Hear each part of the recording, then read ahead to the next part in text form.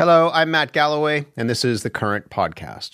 This was a much closer election than what we have seen in quite some time in this province. Just over roughly half of the voters voted for the Saskatchewan Party, and there's another half of the voters that voted for someone else. And I would say this, that I've heard the message that was delivered here this evening. And the Saskatchewan Party will be a government that works for all of the people of Saskatchewan.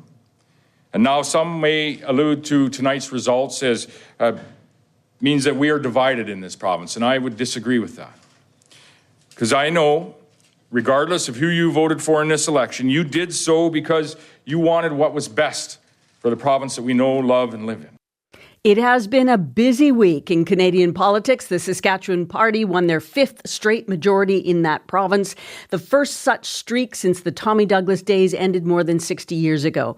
BC's much-anticipated election result finally tallied yesterday after going 9 days without a clear winner, and the BC NDP won by a razor-thin margin and will hang on to power. It's still not clear whether that will be a majority or minority government. And last week, New Brunswick voted in Liberal Susan Holt as their first female premier, ousting Progressive Conservative Blaine Higgs. And finally, over the weekend, Nova Scotia's Conservative Premier Tim Houston called a snap election. Whew, that's a lot to unpack in Canada. We have three guests to help us, joining us to talk through what it all means and what politicians in Ottawa might be taking away from those results. Rob Shaw is a political correspondent for Czech News and the host of the podcast Political Capital out of Victoria, BC. Murray Mandrick is a political columnist at the Regina Leader-Post, and Stephanie Levitz is a senior reporter in the Globe and Mail's Ottawa Bureau. Good morning to you all. Good morning. Good morning.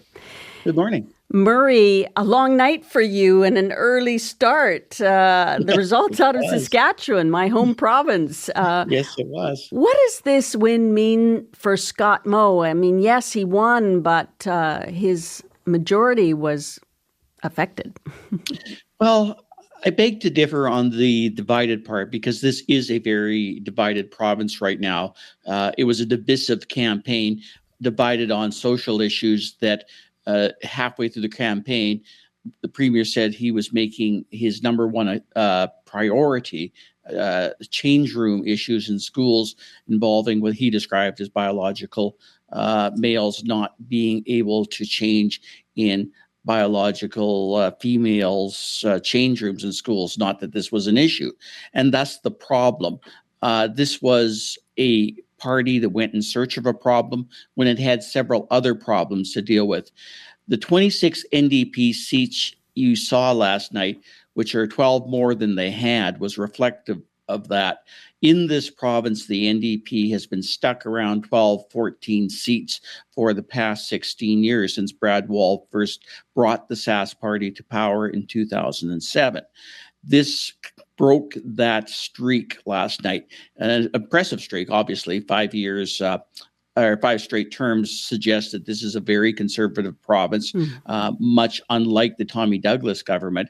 But it's also a very urban province, and in the same alignment as we're seeing in Alberta, where you had Edmonton and Calgary vote NDP, and in Manitoba in their provincial election, when you had Winnipeg vote NDP, we are now in Saskatchewan seeing almost a virtual sweep. Only 2 seats in Saskatoon went Sask Party. The entire city of Regina went NDP. So we're seeing a very huge division split between rural and urban in this province. And I think that's now the problem that Scott Moe has to contend with. But I think the problem that Canadians have to contend with in general is we're seeing divisions between social issues and on the economy, and certainly between rural and urban.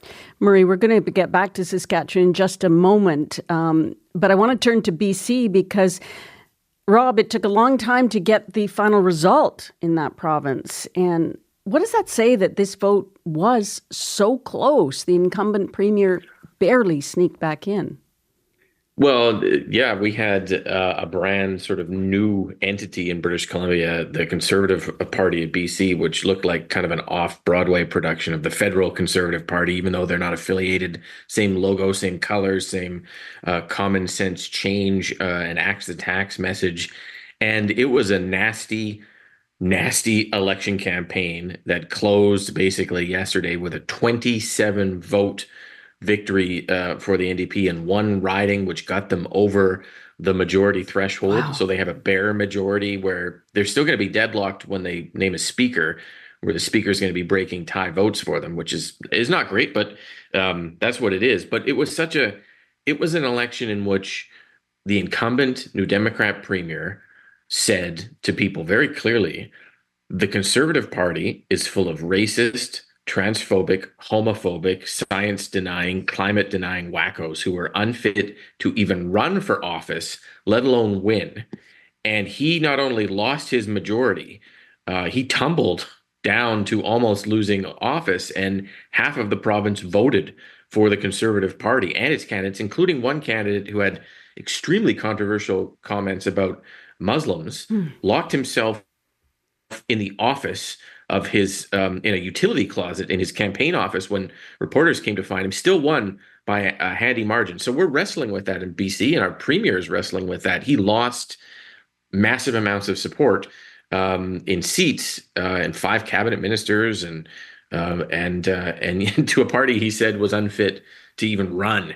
And he's wrestling with what that means and how the province is divided that way. And that story in BC is still being written as we speak this week. I want to bring in Stephanie Levitz. Last week, the Liberals led by Susan Holt won a majority government in New Brunswick, a bit of an upset against the incumbent Progressive Conservative Premier Blaine Higgs. What was her secret sauce? Why did she win? Well, a couple of things for sure that we're seeing play out across the country, and I think in New Brunswick. A change election would be one of them, a loss of faith in the current leadership as evidenced not only by the voters of New Brunswick, but also within Blaine Higgs' own party. I mean, over the last little while, he's lost cabinet ministers. There's been defections, a lot of tension about his leadership style.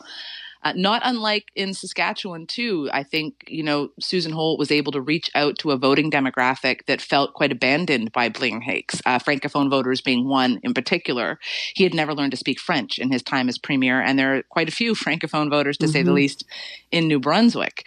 And also, it's the wave of change that we're seeing play out, not necessarily just in Canadian provincial elections, but a lot of folks have called 2024 the year of democracy, where like a large proportion of the world's population is going to the polls seeking some kind of reset, some kind of change. And we're seeing it play out globally, and we're absolutely seeing it play out here provincially, and we'll see what 2025 might bring federally. Indeed. I mean, we've heard about a caucus revolt against Prime Minister Justin Trudeau in the last few weeks. He still insists he's staying on. How is the upheaval in the Liberal Party federally impacting provincial politics, or is it? Or is it the reverse, really? Well, I think you could look at it from two different directions. Susan Holt in New Brunswick, for example, won election on the Liberal name, although with Justin Trudeau nowhere near her entire campaign, right? Really working hard to disassociate herself from him at all. For sure, in federal politics over the last few years, there's been a lot of concern that what's happened at the federal level is a rural-urban divide, that the Liberals have become the party of urban Canada and the Conservatives have largely become the party of rural Canada. And you can see that playing out to a degree in the provincial election results in the way that you have, Conservatives versus left, center-left parties, the New Democrats or the Liberals in the case of New Brunswick. Where this might be interesting to watch is the extent to which Pierre Poilievre, as Conservative leader, can he crack that? Is he the leader, oddly to think of it, that becomes the Captain Canada that bridges that rural-urban divide, which pollsters say he can do right now? And that would be a mantle that's long been worn by the Liberal Party, that they were supposed to be, considered by many the natural governing party of Canada. They governed for everyone. But the provincial results suggest that maybe that's not as true as it used to be, and we'll see if the federal results play out the same way. Stephanie, just briefly, is there a role that the federal Liberals' woes are playing in Nova Scotia? I mean, Tim Houston, the premier, made an early election call. I think it's 8 months earlier from a fixed election date next year. To a degree, because what's happening with the Liberal government on the way out and with a lot of premiers like Houston and others having aligned themselves so closely to a lot of the national programs that the federal Liberals, I should say, have rolled out in their tenure, you might want to get ahead of the collapse of the federal Liberal Party if that's where things are looking. You don't want to be tainted by that. Murray, back to Saskatchewan. We heard talk about change. Stephanie was saying these are change times, yet Scott Moe was able to hang on. Is there a message for other Conservative premiers from this election in your province? That's so difficult to say because Scott Moe's core message actually worked, and his core message was Pierre Poilievre's Axe the Tax. Scott Moe ran on that from day one when he was first elected Saskatchewan Party leader and then premier in January 2018. His first message was basically just watch me, as in a bit of a parody on Pierre Trudeau's speech. And the just watch me part was taking on the carbon tax. Now, that morphed into something quite different during COVID. And I think, at least in this province, probably elsewhere, COVID kind of changed everything. You could almost trace the tone change in Scott Moe in Saskatchewan to Christmas in January 2021, when he took a break for Christmas, went home to a small town in Shellbrook, and was repeatedly told that the restrictions that his community and rural Saskatchewan and other communities were experiencing were too strict, that now was the time to move on, that people needed to be able to see their families, etc., that they shouldn't have to go around with masks, etc. After COVID, that morphed into a whole bunch of other issues. The Freedom Convoy was part of that transition, and Scott Moe and his Sask Party government were certainly not opposed to the message of the Freedom Convoy and played a very careful, cute game in terms of the wrongdoings of that convoy when it came to blocking border passages and ports and stuff. And Scott Moe was hardly critical of that. After COVID, that morphed into something else. And I think that's why even in a place like Saskatchewan, where you might not expect it to happen, we're seeing this issue over transgender play out in provincial campaigns, when obviously it's not a political issue here. And obviously this is not necessarily the province that you think that things like this would be an issue. But we're like every place else. We have issues in the cities and elsewhere where human rights are being exercised in a way that there wasn't before. We have huge problems, not just in the cities, with fentanyl and drug overdoses, and this government does not really know how to handle that. So one of the more minor issues in this campaign was what to do with addicts and whether you should treat them with the velvet glove or the heavy hand.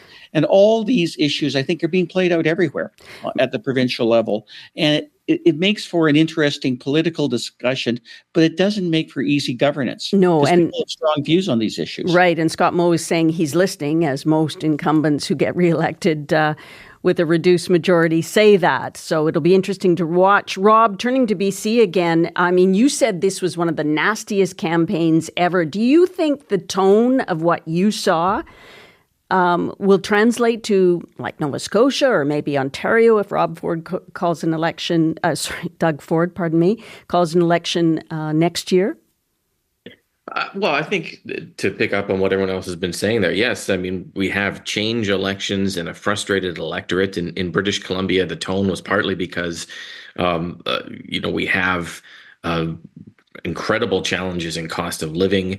Our healthcare system has curtailed emergency room closures all over the place. We went a little bit further in British Columbia on the addictions file with decriminalization, which was a spectacular disaster politically and has put the NDP on its heels. And there was an intense public frustration, a backlash against the NDP, and the Conservatives were able to whip it up. And the NDP's only comeback in this entire election, its entire campaign was built around daily drops of past social social media comments that conservative candidates have made that were increasingly outrageous, like things like suggesting the COVID vaccine gives you AIDS, or that the 5G wireless network is a sign of the rapture.